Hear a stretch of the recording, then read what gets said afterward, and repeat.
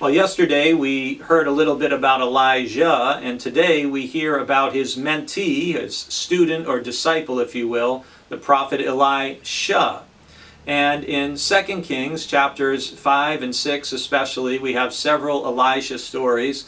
One of them is the great story of him healing the Syrian general Naaman of his leprosy. And it's a great story that Jesus will then later reference, actually, in his home synagogue in a story found in the 4th chapter of the Gospel of Luke.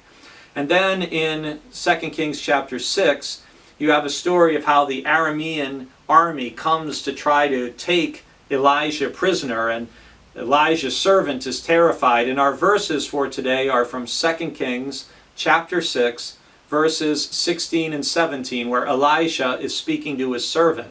And it says, "He replied, 'Do not be afraid, for there are more with us than there are with them.'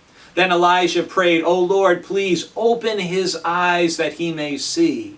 So the Lord opened the eyes of the servant, and he saw the mountain was full of horses and chariots of fire all around Elisha." It's an awesome image. And that story goes on how Elisha then prays that the Lord would strike the Aramean army with blindness, and he leads them away from there into Samaria, and then only then asks that their sight should be restored. And the king of Israel asks Elijah if he should kill all these soldiers, and Elijah says, "No. Did you capture them with the sword? No. Set food and drink before them and let them go back to their master." And it's this sort of spirit that's reflected in Jesus in the Sermon on the Mount, encouraging us to love our enemies, and very similar to what Paul says in Romans chapter 12 about if our enemies are hungry, to feed them, and if they're thirsty, to give them something to drink.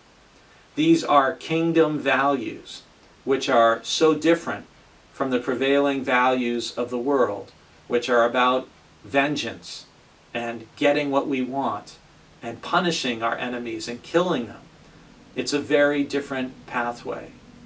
I pray that as you go about your day this day, that if you're feeling like you're in a spiritual battle, that you would be able to pray, and God would give you assurance that no matter what you're facing, there are more with us than there are with them.